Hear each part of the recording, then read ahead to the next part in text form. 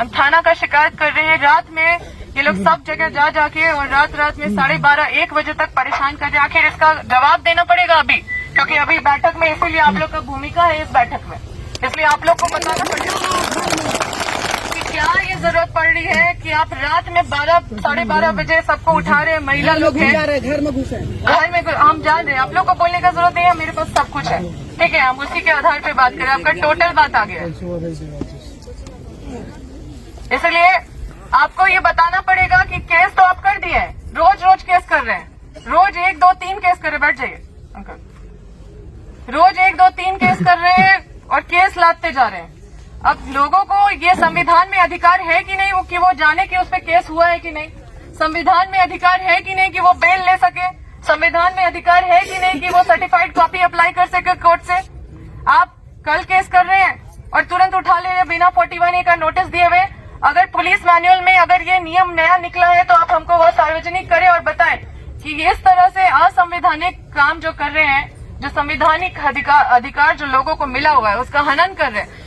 यहाँ पे तो लोग कोर्ट भी गए हैं। इसलिए आप लोग भी सचेत रहिए। जो भी थाना में अगर ये सब कर रहे हैं परेशान करने का काम, अब कहाँ से आप लोग को निर्देश मिलता है हमको तो नहीं पता, लेकिन आपको ये जवाब लोगों को देना पड़ेगा, क्योंकि रात में हमको फोन आता है, हम नहीं सो पाते। और मेरा पुलिस प्रशासन जनता के लिए है, कंपनी के लिए नहीं है।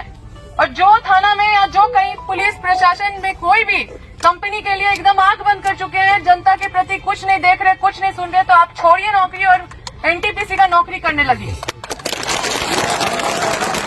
और एनटीपीसी को भी आराम से रख लेंगे वो, क्योंकि उनको सहयोग तो चाहिए ही, क्योंकि इस तरह का सहयोग से ही वो कंपनी चलाना चाहते हैं। हम जीएम साहब से पूछना चाहते हैं, जीएम साहब इधर देखिए, आप इसको मानते हैं कि नहीं?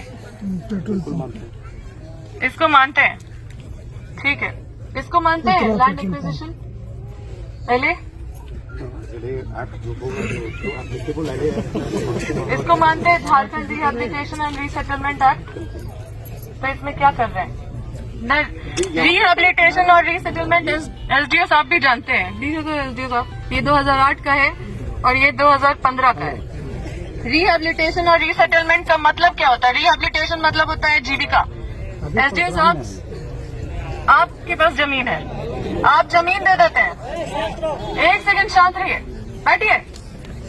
आप जमीन दे देते हैं, आप किसान थे, आपके पास नौकरी नहीं था। यहाँ किसी के पास कोई नौकरी नहीं है, लेकिन जी रहे ना। जी रहे तो कैसे जी रहे? अपने जमीन से जी रहे हैं। अब ये लोग आए सीधा खोदने लगे, इनको और कुछ नहीं समझ में आ रहा है, बस खोद रहे हैं कोयला निकालने के लिए, न बसा रहे हैं, सिर्फ उजाड़ते जा रहे हैं। तो आपको जो जमीन का पैसा कुछ औने पौने पकड़ा दिया जाएगा, तो उससे जाके ना आप जमीन ले पाएगा, ना घर ले पाएगा, और आप अपना जीविका कहाँ से लाएगा? तो यहाँ पे उसको रक्षा करने के लिए झारखंड सरकार भी और फिर केंद्र सरकार भी अपने संसद से पास किया हुआ कानून है, जिसमें साफ साफ लिखा हुआ है रिहेबिलिटेशन, जिसका मतलब होता है जीविका। जीविका तो इनको देना है। रीसेटलमेंट का मतलब होता है कि उसको सेटल करना है, और ये रूल है, एक्ट नहीं है, रूल है। तो इसको तो मानना अनिवार्य है।